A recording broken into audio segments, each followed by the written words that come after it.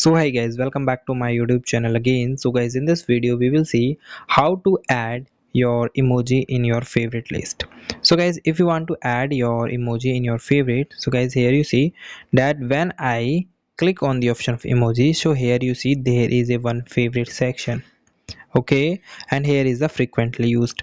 But if you liked some emoji, like I'm going into the emoji section, here you see that lot of emojis are show here.